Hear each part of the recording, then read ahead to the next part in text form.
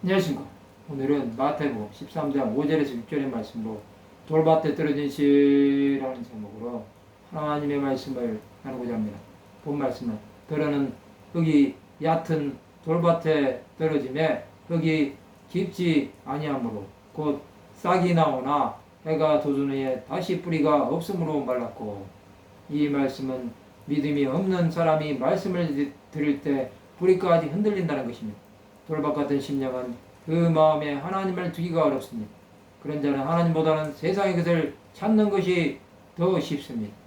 돌에 씨가 떨어지면 그 씨는 찾기가 힘들 정도로 보이지 않습니다. 또 그 싹이 어디로 가는지도 알지 못합니다. 돌은 흙이 자라는 것을 막는 것입니다. 그 마음이 돌 같은 자들은 굳은 심령으로 하나님의 말씀을 듣지 못합니다. 또 들었다고 해도 그 말씀이 자기와 상관이 없다고 생각합니다.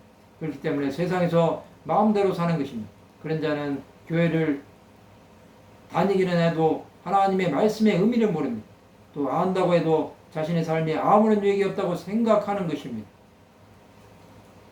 돌받치기에 무딘 심령으로 하나님을 믿지 않는 것입니다. 그런 사람이 말씀을 들을수록 머리만 커지는 것입니다. 극기야는 하나님을 대적하여 떠날 수도 있습니다. 돌밭을 깨뜨리려면 그 심령을 개간해야 하는 것입니다. 돌밭은 뿌리가 없기에 언제든지 뽑아버리고 다시 심을 수 있습니다. 그만큼 기초가 없다는 것입니다. 이것은 그 신앙이 자라기가 힘든 구조입니다. 수많은 사람이 하나님의 말씀을 듣기는 듣습니다. 그러나 자라나지 못하는 이유는 그 마음에 하나님 두기를 싫어하는 것입니다. 자신은 아무것도 하지 않아도 하나님께서 알아서 해결해 주기를 바라는 것입니다. 이런 믿음으로는 주 예수를 믿을 수 없습니다. 뿌리가 없는 신앙은 양육을 받지 않습니다. 또 받는다고 해도 사람에게 상처를 받으면 떠나버립니다. 그런 사람은 하나님의 전에 나와도 사람들과 교제하는 것을 원하지 않습니다. 누군가가 자신의 삶에 들어오는 것이 두려운 것입니다. 그러다 보면 병든 신앙생활이 되어버립니다. 혼자만의 외톨이 신앙으로 버티다가 결국 견디지 못하면 더 이상 예수를 믿지 않는 것입니다. 돌밭에 떨어짐으로 하나님을 바라보지 못하고 사람을 바라보는 것입니다. 또 자신의 자존감이 낮아짐으로 사람들과 비교하기 쉽습니다.